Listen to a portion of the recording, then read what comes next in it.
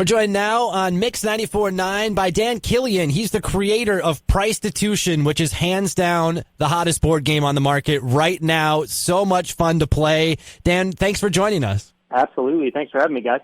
Dan, for someone who's never heard of Pricetitution before, give us a 30-second rundown of how it all works. Yeah, for sure. So basically, this is a game where you guess how much money it would take your friends and family to have to do absurd things. Now, you don't actually have to do them unless you're a crazy person, but that is not part of the game. So what you do is you would pull a card. That card would be, that person who pulled the card would be the Pricetitude. And they would read that card aloud. So it would say something like, how much money would it take me to never eat any food that starts with C again? And for actually for you, that would include candy. I know you're a big candy fan. Oh, no.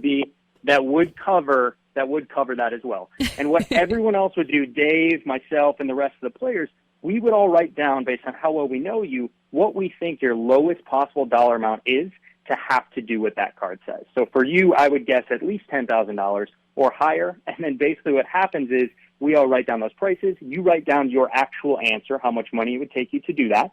And then we all reveal, and whoever's closest to you wins that round. I love it. Dan, tell me a little bit about yourself and how did you become a game inventor? Yeah, by accident. I'm still trying to figure that out, actually. I studied psychology in school, so that definitely played into it. I did a little improv comedy in college as well, and then I recently worked in creative advertising before quitting that to work on Pricetitution. So I think everything kind of brewed up in a perfect storm to create this game. So, Dan, what gave you the idea for this game? For our audience that doesn't know, you were on Shark Tank. So did you know it was a Shark Tank-worthy idea? Absolutely not. No, this was just this is a side project at first and just kind of a passion project to see if I could make a real creative thing come to life in a physical form. And it was kind of a test, and then it hit #1 on Kickstarter, and that kind of got my attention, and people had some great feedback overall. So, no, it was just a matter of getting some feedback and testing it out, and then I realized, hey, I think this actually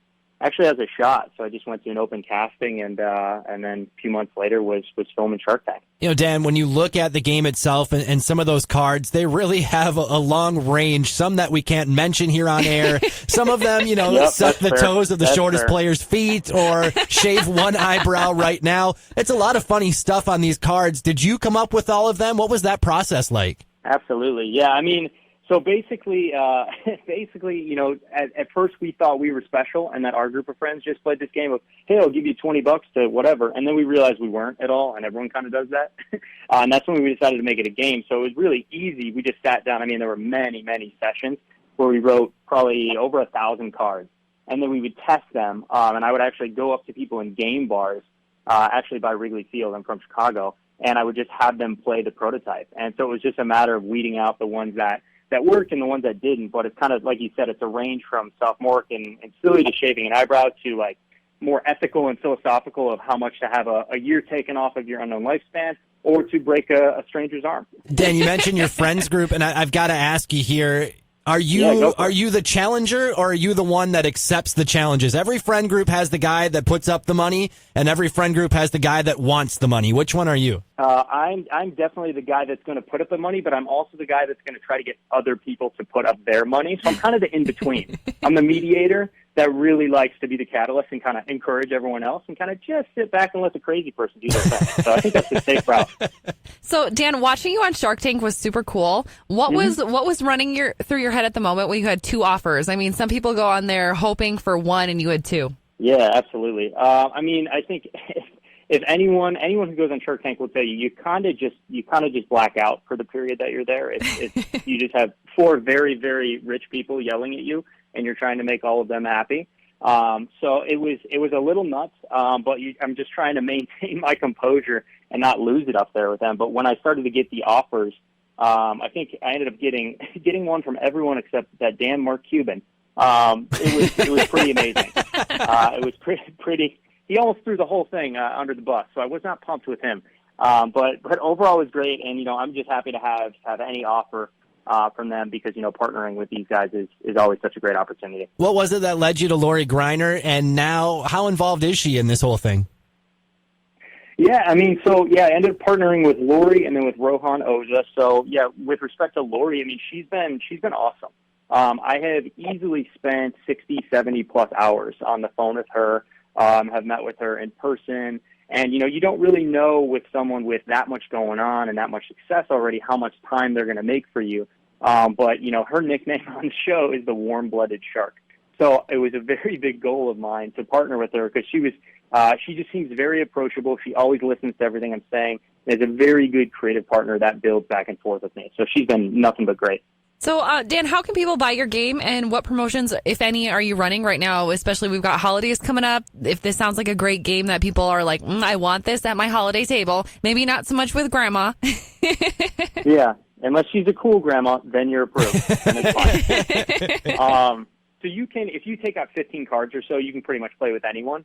But otherwise, yeah, what we're doing right now, it's about $20 on my website. So you can go to the price game, thepricegame.com.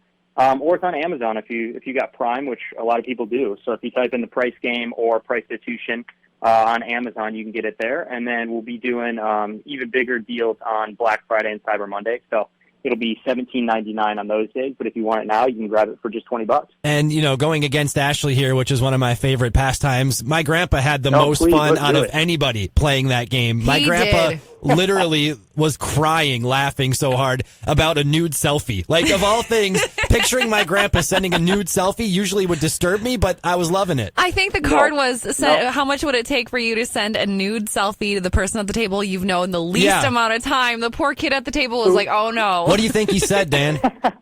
Oh, your grandpa. And who was he sending it to? Just some young kid? Yeah, some random kid that he had no idea who he was. Some random kid? Perfect. Your grandpa, if he's liking this game, I think he's a pretty cool guy, and I'm gonna lowball it here. I'm gonna say he said $100. Nailed it. Nailed it. That's exactly. He goes, really? He goes, I don't know him. I don't care. He said, I'd do $100 and I'd split it with him.